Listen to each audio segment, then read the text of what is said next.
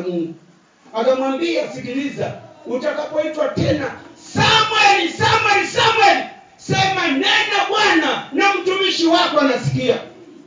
Alipoitwa Samuel, Samuel, Samuel, akasema nena Bwana na mtumishi wako anasikia. Matokeo yake yalikuwa nini? Bwana akamwambia, nitatenda jambo katika Israeli. Na niwaeleza juzi kutoka, nafikiri ni jana ni juzi, kutoka Welfare Ministry, ukurasa 136. Nabii anasema, nilisikia Waadventista wa Sabato wakilia hivi, tulijua Yesu anakuja, lakini hatukujua anakuja upesi namna hii. Wengine waliwaambia, ninyi mlijua, sisi hatukujua. Na kama mlijua, mbona mkutuambia? Na niliwaeleza pasta wenu atakuwa na wale mnaopenda. Kale kakatasi ni peji 2 tu. Kametoka General Conference. Kanapoelezea dunia itakaa katika dhambi miaka 6,000, na miaka 6,000 imeshaisha. At any time anything can be happening in this world. Wakati wowote jambo lisilokuwa la kawaida litatokea katika dunia hii. Na anasema the end will come quickly and least unexpectedly. Kiingereza Kiswahili walitafsiri wakaacha kale kaneno least unexpectedly.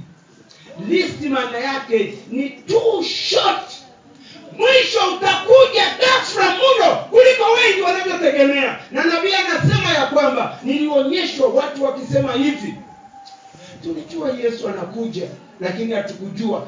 Nabii anasema katika The Great Controversy, anasema ndipo nilipoona washiriki wa kanisa la Waadventista wa Sabato wakiokota mawe na wa madhehebu mengine kuwaponda wachungaji wao. Maana wakuwaonya ni kipi walitakiwa kufanya wakati walipokuwa na amani. Unakaa unashunura tu. Unaona hayo ndio maisha.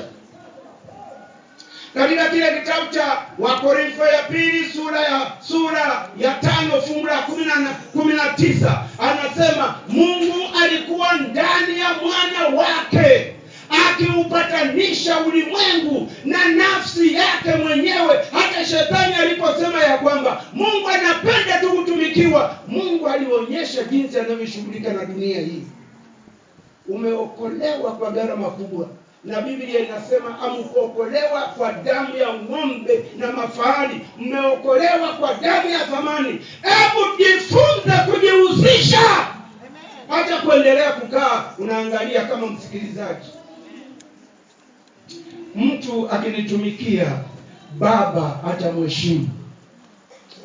Katika kile kitabu cha PP ukurasa 477 aya ya 3, nabii anaandika ya kwamba wakati Musa alipoambiwa Musa unatakiwa kufa maana ulipiga mwamba mara 2, akaambiwa apande katika kilele cha mlima Nebo na atakufa kule. Musa akamwambia Mungu, mimi nimekuwa nikifanya kazi pamoja na wewe, umekuwa unasema mimi unaniheshimu, naomba tafadhali nivuke niende katika nchi ya Kanani. Mungu akamwambia shut up, ikutoshe, usirudie neno hilo tena. Mungu ni makini na Mungu anajua anachofanya. Na niwaambie wachungaji wenzangu, Pastor Hosea pamoja na Pastor Ngomoi, kama kuna kitu tutakuja kuulizwa ni jinsi tulivyokuwa tunacheka na kanisa wakati hali mbaya inakuja, na Mungu anahitaji watu watakaoweza kushughulika nao ni watu walio mheshimu katika kila hali. Anasema katika kile kitabu cha Sons and Daughters of God, anasema chochote ambacho Mungu anakataza, hata kama watu wote wanakipenda, na wewe kikataze, na wewe kichukie. Musa alipokuwa anatumikia wana wa Israeli alifikia amepata upendeleo, akaambiwa mimi ni makini, dhambi yoyote unayoficha itakumaliza. Dhambi yoyote, haijalishi ni mchungaji, haijalishi ni mzee, jifunze kujiheshimu mwenyewe. Jifunze kujiheshimu. Acha kuangalia mzee yuko wapi, acha kuangalia nani yuko wapi. Jifunze kujiheshimu mwenyewe. Mtu akinitumikia, baba atamheshimu. Kuna watu wakienda mjini ni majamvi ya wageni, ni nyamjuna, ni ng'ombe wa mkoa, mtu mzima ovyo. Unaweza kuona hapa ni mabinti au wanaimba, ni wake za watu, akiwa ana machi siku ya harusi. Message inaingia, umeniachaje? Au zile fedha zangu tutafanyaje? Na niliwaambia nikiwa nachunga mtaa fulani, sitaki kuutaja, wakati nafungisha ndoa, nilikuwa nimeshikilia simu za bwana harusi. Message ikaingia, inasema mke wako ambaye alikuwa mjamzito imeshindikana kujifungua, na tuma hela 1,500,000 tuongezee akafanyiwa operation hospitali ya Bugando. Nikamwambia soma message yako, wakati nasubiri kufungisha hiyo ndoa. Nikamwambia tuma hizo hela zinazotakiwa mara moja, na akazituma. Tulipomaliza kufungisha ndoa, nikaita baraza, nikasema jamani, bwana harusi wetu anaondolewa ushirika. Kesho bwana harusi kuna baraza la kanisa, alafu Jumapili ijayo kuna mashauri ya kanisa. Wala sikuhitaji nini, nikachukua kalamu na nikamwambia kubatizwa mpaka umehakikisha ya kwamba yule mwanamke ambaye ulimtelekeza anahudumiwa vya kutosha. Sasa tumemfungishia ndoa. Jihadharini na vijana, jihadharini na wazee. Sasa hivi kanisa halina cha mzee, halina cha kijana. Mtu akinitumikia, baba atamheshimu, heshima aliyopewa Musa. Musa alipoambiwa lazima atakufa, akapanda katika kilele cha mlima Nebo. Alipopanda katika kilele cha mlima Nebo, Biblia roho ya unabii nasema katika kile kitabu cha PP ukurasa wa 477 aya ya 3, Yesu mwenyewe akamuonyesha miliki yote katika nchi ya Kanani. Alipomaliza kumuonyesha miliki yote katika nchi ya Kanani, baadaye akamuonyesha jinsi alivyoheshimiwa na mbingu, jinsi atakavyokuwa mtu wa pekee katika nchi mpya, jinsi ambavyo mbingu yote itashughulika naye, na kwamba taabu yake sio bure, na ya kwamba analala kwa heshima ya hali ya juu. Mochwari yake ilikuwa mikono ya Yesu. Kuna watu wanakufa kama vile viroboto, wanakufa kama chawa wa kwenye nguo, wanakufa kama kunguni anayepuliziwa. Wale wote wasiomtumikia Mungu, vifo vyao wanakufa kama sangara ambao wamemwagiliziwa Yordani. Vifo vya watu wote wasiokubali kumtumikia Mungu wanakufa kama Mungu. Pale Shitimu, Hesabu 25 fungu la 1 mpaka la 9, wana wa Israeli walipoenda kujiunganisha na wanawake, walipoenda kuwekwa kwenye sadaka, wakala wakanywa, wakainuka wacheze. Na unajua kanisa la Waadventista wa Sabato, kama kwaya zetu hatutaziangalia, zitainuka zicheze kanisani kwaya. Mungu alikubali, hakukubaliana nao. Walikufa 24,000 walipolilia nyama wakati wanatoka katika nchi ya Misri. Walikufa watu 23,000 walipoasi jangwani, mizoga yao. Hesabu 24 fungu la 29 na 33, walikufa kama mizoga. Inasemekana kwamba wana wa Israeli waliotoka katika nchi ya Misri walikuwa wanaume 600,000. Ukoo wa Israeli waliingia Misri watu 70,000, lakini walitoka katika nchi ya Misri wanaume wanaoweza kubeba silaha walikuwa watu 600,000, kando ya watoto, kando ya kina mama. Hesabu inasema ukiweka na kina mama, ukiweka na watoto, walikuwa watu 2,000,000. Ukichukua wa Misri waliotoka multitudes, walikuwa watu 5,000,000 mpaka 6,000,000 walioingia katika nchi ya Kanani. Wale wanaume kando ya wale waliozaliwa jangwani walikuwa Caleb na Joshua peke yake. Mungu achezewe heshima kuu. Umepewa nafasi ya kuwa hai. Nimepewa nafasi ya kuwa hai. Nitengeneze maisha yangu. Mtu akinitumikia, Baba atamheshimu.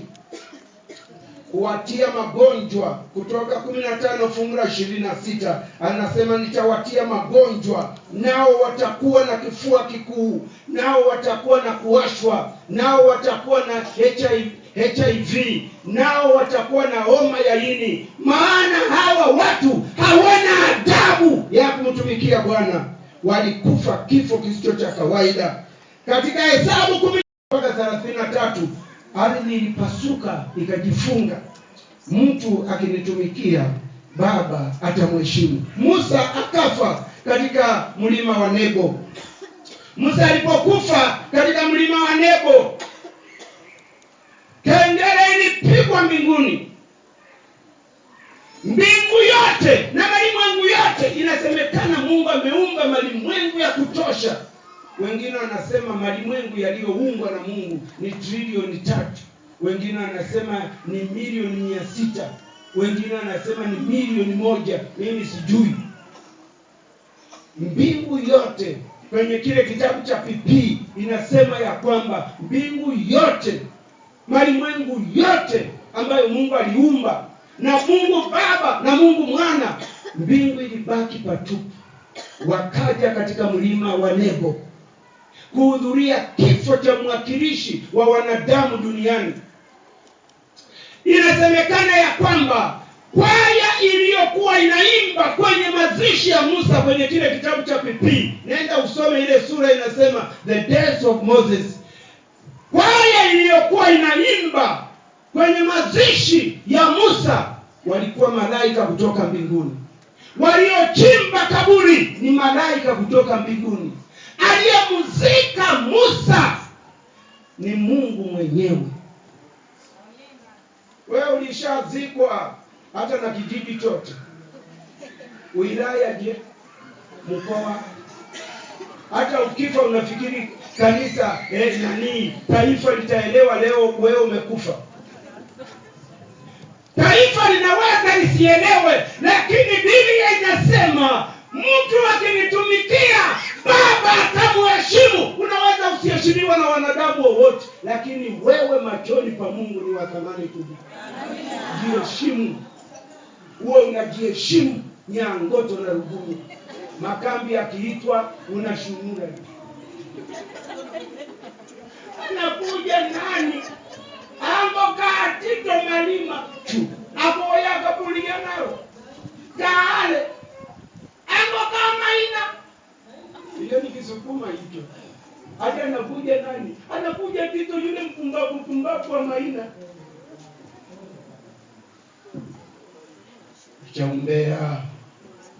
Acha umbea. Musa akazikwa katika lile bonde. Alipozikwa katika lile bonde, kwaya ikiimba, inasemekana alikuwa na miaka 120. Jicho lake alikupofuka, wala nguvu za mwili wake hazikupunguka. Torati 37 fungu la 7, 34 fungu la 7. Alikaa kaburini muda wa siku 3 tu, akatoka. PP ukurasa wa 478 aya 3, akaenda mbinguni. Wakati alipokuwa anakufa na kabla ya kwenda mbinguni, Israeli Israeli yote haikutakiwa kwenda kuhudhuria na kuona kaburi ambapo Musa alizikwa. Na mazishi yake yalipomalizika, wimbo uliwekwa mahali pale Musa alikozikwa. Hakutakiwa mtu yoyote kufika. Na matokeo yalikuwa ni nini? Matokeo yalikuwa ni kwamba maombolezo yakatangazwa siku 30 usiku na mchana. Israeli haikuendelea tena kufanya kitu kingine. Musa ni mtu wa pekee ambaye alitakiwa akiwafikisha wana wa Israeli katika nchi ya Kanaani baada ya kuwagawanyia ardhi. Ile sura inasema the days of Moses kwenye kile kitabu cha PP. Alitakiwa awafikishe wana wa Israeli katika nchi ya Kanaani, alafu apande kwenda mbinguni kupitia kwenye kilele cha mlima Nebo na kwenda kama alivyoenda Elia. Na unaambiwa wakati Yesu atakapokuja, wale wote wakombolewa watachomekewa mabawa. Safari inaanza Jumapili usiku wa manane. Ellen Writings ukurasa wa 16. Tutasafiri siku 6, alafu tukifika siku ya 7 tutakuwa katika mji wa Mungu. Roho ya unabii nasema PP, Bwana atawapanga mraba, atawapanga watu wake. Alafu kwaya itakayokuwa imewaijia hapa itakuwa ni kwaya inaongozwa na Yesu, alafu na Gabrieli komanda wa majeshi akiongozwa na komanda mkuu wa majeshi ya Bwana atakuwa naongoza. Alafu ule wimbo unaimbwa, wimbo wa watakatifu, wimbo wa washindi. Alafu hawataijiwa na gari wala ndege ya binadamu, wataijiwa na gari lililo hai. Watasafiri muda wa siku 6 na wanafika kule. Wakifika katika jiji la Mungu, Bwana anawapanga mlaba, alafu anaagiza kila mtu taji yake inaletwa, anaweka kwenye kila kichwa cha mtu taji. Akimaliza, kwaya inaimba wimbo wa kwanza wa kuwakaribisha watakatifu.